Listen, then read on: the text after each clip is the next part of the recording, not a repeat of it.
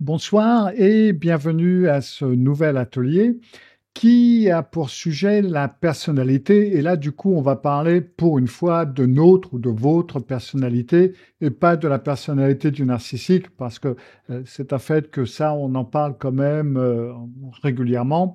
Et donc, pour une fois, on va se concentrer un petit peu plus sur notre personnalité et la façon dont on peut l'utiliser. Alors, quels sont les pièges dans lesquels notre personnalité peut tomber et également quel est son rôle dans la guérison, comment est-ce qu'on peut utiliser notre personnalité pour guérir. Donc ça va être le sujet en gros. Alors, déjà, une des choses qui est importante, alors oui, on connaît la personnalité d'un narcissique, mais il est important quand même de connaître nos propres points faibles, nos difficultés. Et alors, il y avait un test que je vous ai proposé, c'est la petite chose du mois en fin de compte. Et ce test, d'ailleurs, il va y avoir des questions. Il y a des questions dans les différentes journaux du mois. Il y a des questions par rapport à ça, donc ça serait une bonne idée si vous preniez ce test. Alors le test, il est en français, le résultat est en anglais, mais vous pouvez le faire traduire par par votre navigateur ou par les systèmes.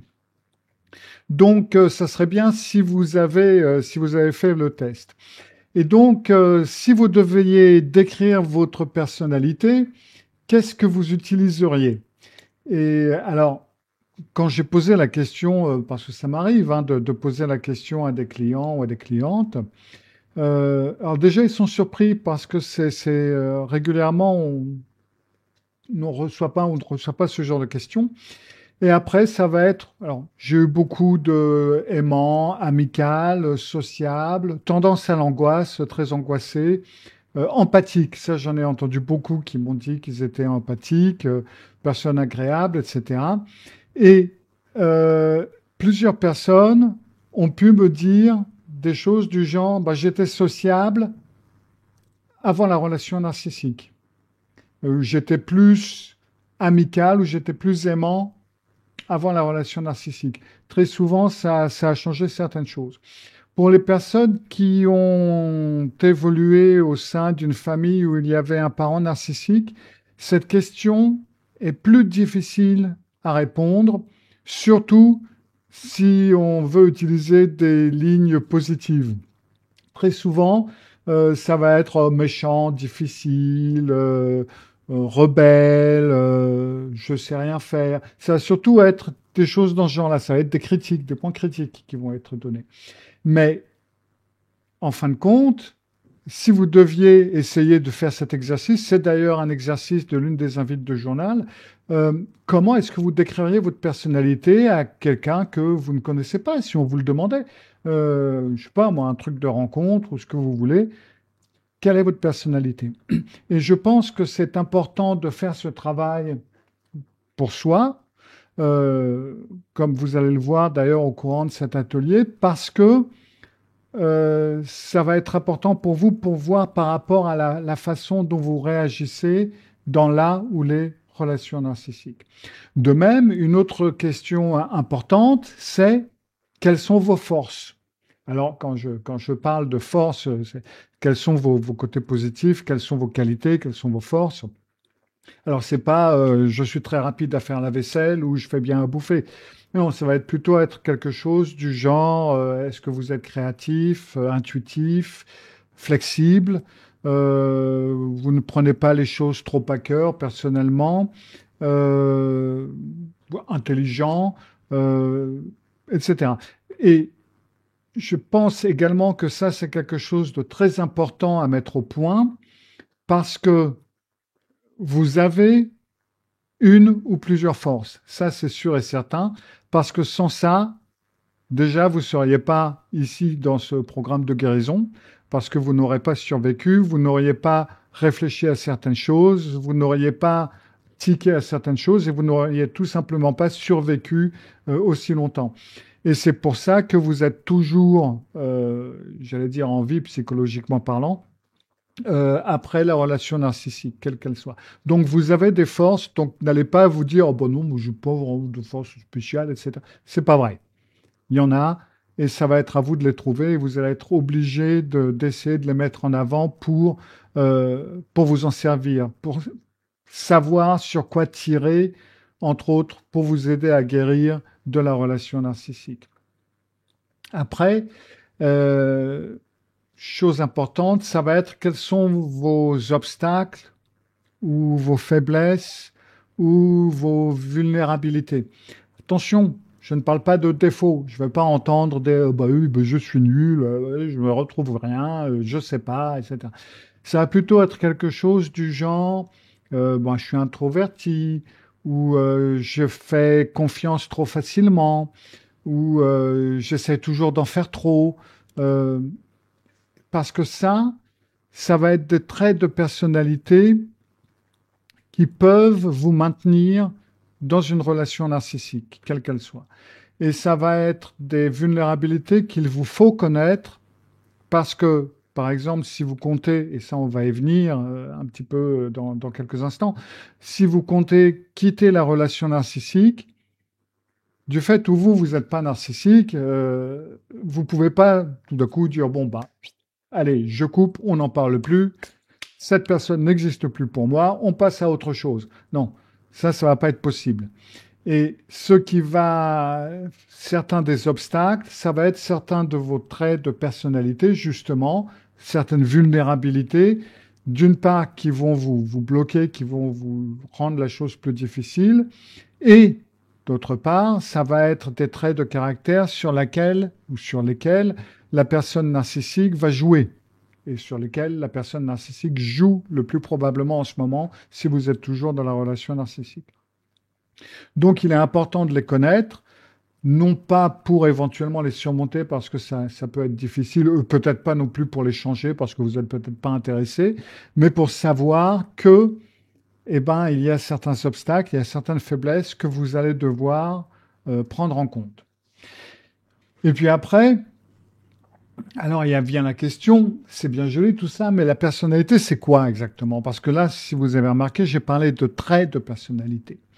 Alors bon, je peux pas vous faire une explication un peu profonde de ce qu'est la personnalité, parce que la dernière fois que j'ai tenu un cours sur la personnalité, c'était pour des professionnels et ça a pris 2 jours en tout et pour tout. Il y en a eu pour 15 heures. Donc la personnalité, c'est beaucoup de choses et ça peut être un petit peu difficile à résumer comme ça. Et je vais pas vous faire un cours magistral non plus. Mais la personnalité, c'est ce qu'on pourrait appeler une empreinte digitale, hein, un petit peu comme les empreintes digitales qu'on a sur les doigts. Et c'est une empreinte digitale psychologique de nous. Et elle nous appartient. Et elle est précise à nous. Et elle est unique. Oui, c'est vrai que vous pouvez. Alors, euh, je sais qu'on peut avoir cette tendance à dire ah bah c'est mon âme sœur, ah là là, tous les deux on est pareil. C'est pas vrai. Vous n'êtes pas pareil. Il n'y a pas deux personnalités qui sont exactement les mêmes. C'est faux. Pas vrai.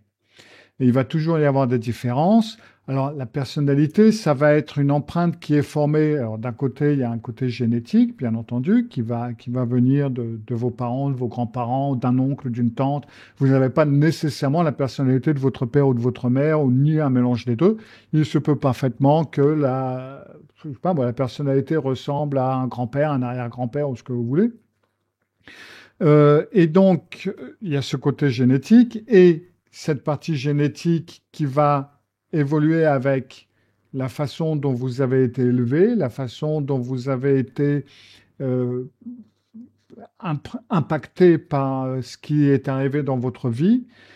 Ces expériences, vues avec les yeux de cette personnalité, ben, ça vous a donné cette personnalité. Donc, c'est quelque chose qui est tout à fait unique parce que même si on pouvait, je ne sais pas si, alors, si vous n'avez pas vu le film, parce que c'est un film, je viens juste de lire le livre, j'avais vu le film il y a longtemps, et là, je viens de relire le livre. Si vous connaissez, alors, en anglais, il s'appelle Boys from Brazil. Euh, Alors, peut-être qu'en français, ça s'appelle Les Enfants du Brésil. C'est un film des années 70, je crois qu'il doit dater de 75-78, avec Laurence Olivier, Gregory Peck, James Mason, enfin de très bons acteurs. Je vous le conseille si vous ne l'avez pas vu, essayez de le trouver. Et donc, grosso modo, l'histoire est que le docteur Mengele, joué par Gregory Peck, envoie des soldats nazis, des néo-nazis, tuer des hommes de 65 ans. Ils doivent mourir à une date bien précise ou le plus proche de cette date précise. Ils doivent mourir d'un accident. Enfin, ça ne doit pas être. Enfin, généralement, il vaut mieux pas que ce soit un meurtre. Et ils sont un petit peu partout dans le monde. Il y en a en Europe, aux États-Unis, etc. Et Laurence Olivier, qui joue le chasseur de nazis, vient sur cette affaire. Et donc, il enquête sur ces meurtres bizarres. Il s'agit de 94 personnes. Et donc, dans une des maisons, il y a donc une jeune femme, parce que ses maris avaient comme point commun, entre autres, qu'ils étaient fonctionnaires, des gens insignifiants, hein, ça pouvait être la poste, l'électricité, enfin des fonctionnaires de bas niveau, hein, pas spécialement haut dans la hiérarchie. Et ils étaient mariés tous avec une femme beaucoup plus jeune qu'eux, de 20 ans, je crois. Et donc, Laurence Olivier voit la femme, la veuve, avec son gamin. Et puis, dans une autre ville en Allemagne, ça c'est en Angleterre, dans une autre ville en Allemagne, il voit une autre femme jeune avec exactement le même gamin, comme si c'était des jumeaux. Et puis, il se rend compte, en fin de compte, que ces enfants, ils sont tirés presque à la photocopieuse. Et en enquête, il se rend donc compte que c'est Mengele qui a tiré des cellules de Hitler à l'époque où il était encore vivant et par des manipulations génétiques a refait Hitler. Ce Hitler a été donné, adopté autour du monde avec des couples qui avaient un homme beaucoup plus âgé que la femme parce que le père d'Hitler avait 20 ans de plus que sa mère. Et il est mort quand Hitler avait 13 ou 14 ans. Et donc, ce que fait Mengele, c'est qu'il essaye de reproduire autant que possible le climat social, les expériences qui ont été vécues par Hitler en tant qu'enfant, parce que le matériel génétique n'est pas suffisant.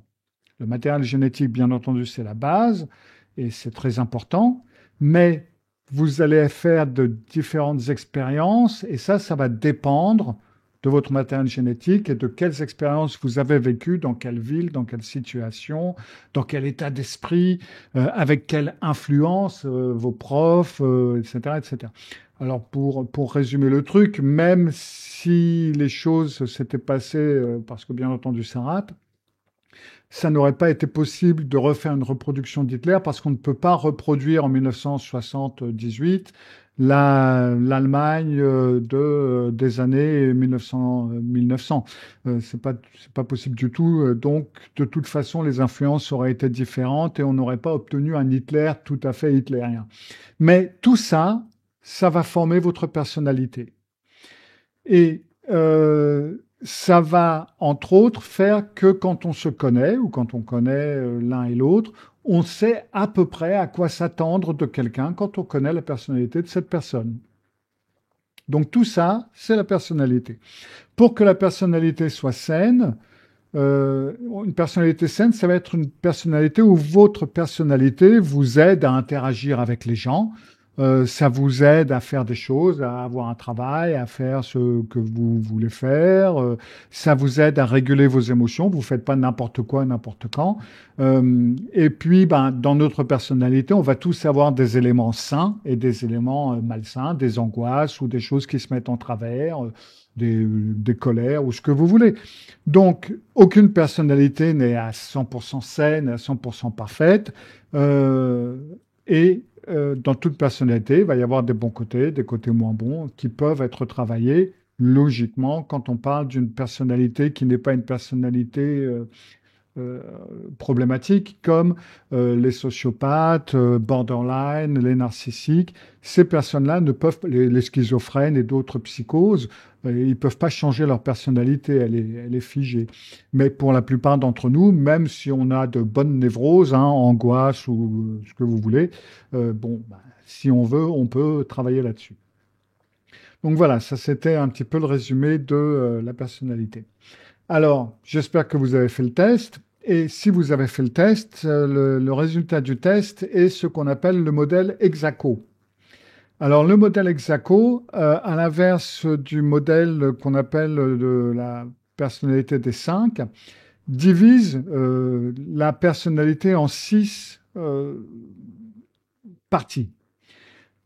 Donc vous avez honnêteté, humilité, émotionnalité, extraversion, agréabilité, conscienciosité et ouverture. Alors, ceux qui ont fait ce modèle ont mis certaines qualités dans certains domaines. C'est-à-dire que dans l'honnêteté et l'humilité, ils ont mis la sincérité, le sens de la justice, éviter la cupidité et la modestie. Quand vous faites le test, vous allez voir, il y a donc tous ces éléments. Et puis, vous allez avoir à un moment, il va y avoir par exemple bas, 30%, puis il va y avoir 50%, puis il va y avoir 100%. Et vous allez voir, d'après vos réponses aux questions, vous allez voir à quel niveau ces différentes choses sont situées. Et vous allez avoir, si vous avez 30%, ça va être, par exemple, une demande, un sens de la justice bas. S'il est à 50%, ça va être, il est normal. Alors, c'est fait par rapport à d'autres personnes. C'est donc une moyenne par rapport à la population. Et donc, ça va être un sens de la justice moyen. Et si vous êtes à 100% ou plus, hein, donc c'est un sens de la justice très élevé. Et alors, certaines choses, ça peut être un avantage si c'est bas ou si c'est neutre ou si c'est haut. Voilà. Et ça ne veut pas dire que c'est bien et ça ne veut pas dire que c'est mal. Il y a pas de bonne et de mauvaise réponse. Alors, je ne sais pas, une émotionnalité, par exemple, oui, si vous avez votre peur qui dépasse les 100%, ça risque d'être problématique parce que vous êtes facilement. Mais si vous avez une peur à 0%, ça peut vouloir dire que vous êtes sociopathe, à la limite. Hein. Les gens qui n'ont jamais peur ou qui n'ont peur de rien, il y a un problème. Donc, c'est pas nécessairement parce que c'est bas que c'est bon. Enfin, il y a pas de bon, il n'y a pas de mauvais. Il faut voir ça un petit peu comme comme quelque chose de fluctuant. Alors, je dois dire que j'ai un petit peu tiqué sur le fait qu'ils mettent le pardon dans l'agréabilité. Personnellement, je ne l'aurais pas mis là. Euh, et quoique, mais bon. Et par exemple, vous voyez que si vous avez certains et beaucoup de personnes qui sortent d'une relation narcissique ou qui ont été en contact avec des narcissiques, très souvent, on va voir que honnêteté, humilité, c'est relativement haut. C'est-à-dire que pour eux, c'est important, la sincérité est importante, le sens de la justice est important et la modestie est importante. Ils ont tellement été rebâchés, enfin, ils ont tellement rebattu les oreilles avec comment la personne narcissique est fantastique et comment eux, ils sont nuls. Ils ont tellement été traités avec de l'injustice. Il y a tellement de mensonges, de cupidité, etc., etc., dans la relation narcissique qu'ils prennent une grande distance avec ça et qui vont presque à l'inverse, en quelque sorte. Et ça peut devenir problématique parce que, par exemple, si vraiment un sens de la justice super aigu, à la limite, vous partez comme une bombe s'il y a la moindre chose qui se produit, et c'est peut-être pas toujours la meilleure des choses à faire. Aussi, ça peut être un problème si on a beaucoup d'agréabilité, et malheureusement, c'est également un des problèmes que beaucoup de personnes qui ont été élevées dans une famille où il y a un parent narcissique au moins, ou qui ont été dans une relation narcissique, généralement, ils vont avoir une haute dose d'agréabilité. Alors c'est vrai que c'est bien, en fin de compte, d'être agréable, d'être sympa, d'être gentil et tout. Je suis tout à fait d'accord, hein, moi j'aime bien aussi. Mais ça fait qu'à cause de la patience, à cause de la façon de toujours tout pardonner, à force de souplesse, etc., ben on finit par disparaître. Votre personnalité finit par disparaître totalement. Euh, la cons- je vais y arriver. Conscienciosité, bon, on fait comme si je l'avais bien dit. Ça peut également être problématique parce que on risque d'en avoir une relativement haute. Parce que quand on est dans une relation narcissique, on risque de vouloir énormément tout faire de façon parfaite. Parce que si vous ratez un truc, comme j'en ai parlé dans l'atelier le mois dernier, si vous faites 99% de la chose, ou si vous faites 100 choses parfaites dans la journée, il vous suffit de faire une chose ratée pour que le narcissique vous tombe sur le dos. Donc, si on a une conscienciosité trop haute ou très haute, vous allez tomber dans le perfectionnisme et vous risquez d'avoir une augmentation dans les angoisses, vous allez jamais être satisfait de ce que vous faites et vous risquez de vous mettre la pression, vous allez risquer de tomber dans ce fameux syndrome de l'imposteur en vous disant que comme j'ai pas pu faire ça, je suis nul, je sais rien faire. Si on me fait un compliment ou si on dit que j'ai bien fait un travail, c'est pas vrai, etc. Et donc là, la conscienciosité peut devenir un problème.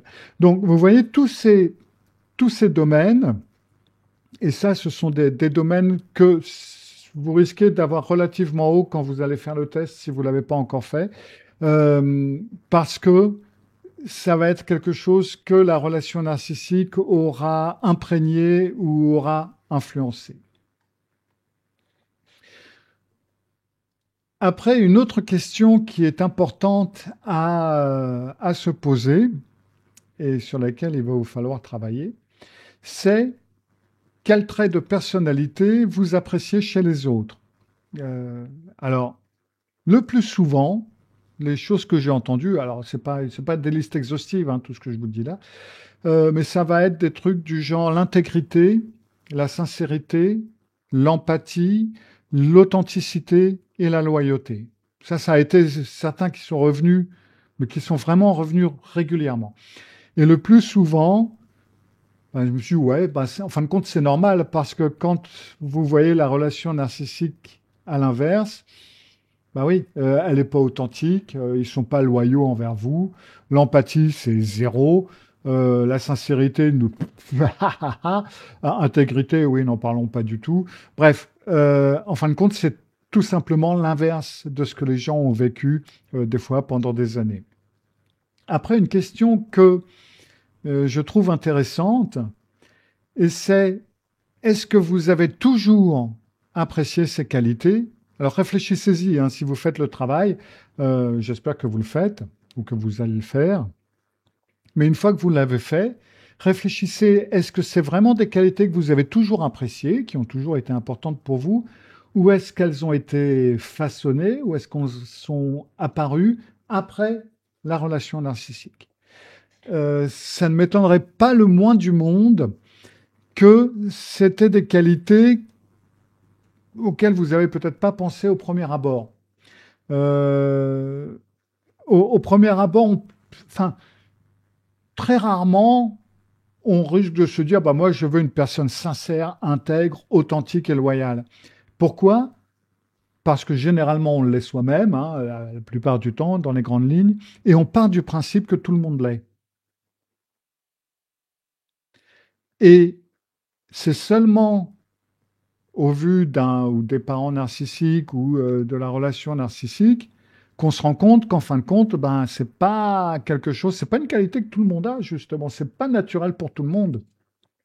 Et donc, du coup, on se dit, ouais, mais attends, en fin de compte, ça, c'est vachement important, comme le disait Coluche. Et c'est vrai, c'est un fait. Ce sont des qualités qui sont importantes. Alors,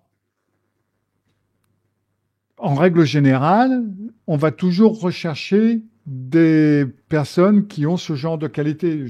Peu de personnes risquent de rechercher, je vais me trouver un conjoint ou une conjointe qui est sans empathie, qui est vindicatif, qui fout le bordel, qui me dénigre, qui me tape dessus éventuellement.